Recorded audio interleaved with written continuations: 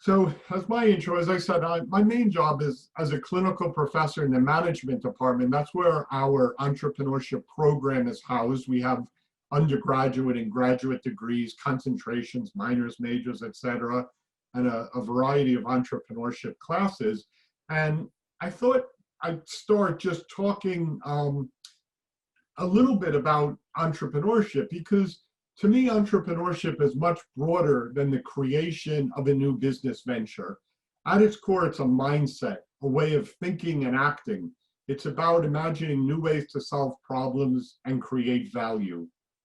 Fundamentally, entrepreneurship is about the ability to recognize, analyze, and capture an opportunity.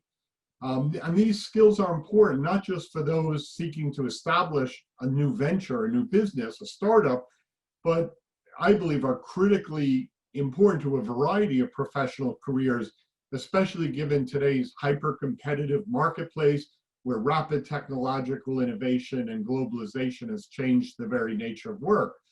And what else has changed the very nature of work? COVID, obviously. And I'd just like to say, two things with that entrepreneurial mindset. Again, no matter what field you go into, I think that idea of an entrepreneurial mindset, how can I add value? And you add value by doing one of two things, either solving problems or creating benefits that people want.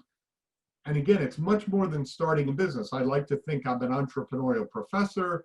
I saw an ad in the Wall Street Journal for the CIA, and in the Help Wanted, it lists like entrepreneurs in all different fields, nonprofit, big companies. I've done work with IBM in creating a more entrepreneurial culture. They have something called the Corporate Service Corps.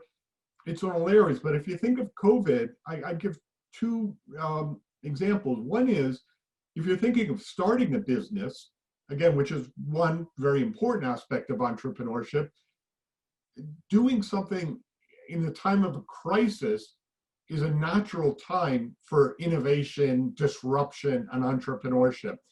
I give a quick example. In the 2008 financial crisis, that's when Uber and Airbnb were founded. And the founder said if we would have started a couple years earlier or a couple years later, the business would not have been successful. Most likely. Why? Because in the midst of that financial crisis, people were willing to rent out a room in their house, which they never would have done before, or to turn their private car into a taxi. That's on the supply side. And on the demand side, people, small business people traveling for sales calls never would have thought of staying in someone's house, but because of the financial constraints that we're facing, said, I'll try it.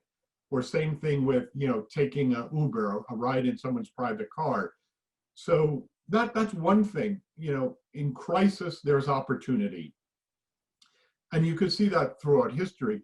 The other thing is, again, even if you're not thinking of doing a startup, you're going to college, you're looking to begin a rewarding professional career. How in the world do you begin a career in the midst of COVID where you can't go out, everything's on Zoom? How do you interview? How do you do anything? And to me, a lot of that is that entrepreneurial mindset. How can I make that connection? How can I think of getting in front of people?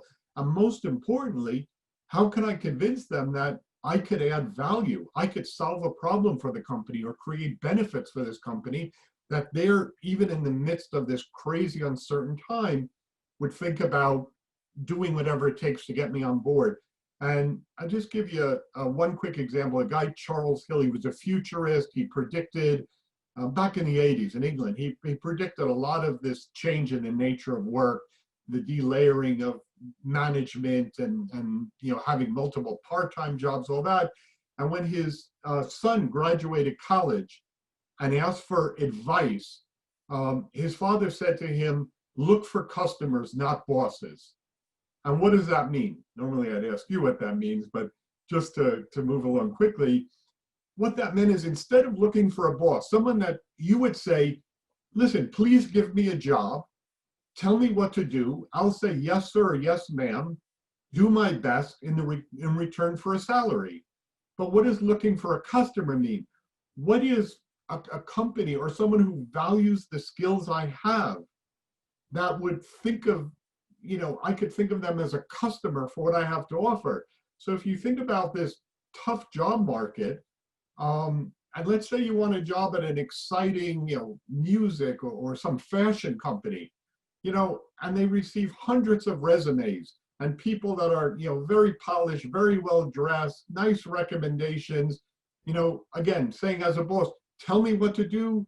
I'll say, yes, sir, yes, ma'am, I'll do my best, and you pay me, as opposed to someone who says, listen, I've been following your fashion company. I noticed your website, was very limited. It just had about us and a contact page. I didn't see an online store or anything. At Pace, I was I'm making this stuff up, extemporaneously, I was in the professional club. I did work in the eLab. I have a blog. I have 10,000 followers. I could create a more dynamic website, a shopping space. Over my junior year, I spent time in France and Italy and have connections at fashion houses. I can make introductions. Who's going to get that job? So again, I tell you to think about that entrepreneurial mindset. If you have no interest in starting a business, but you're going to need it in this environment.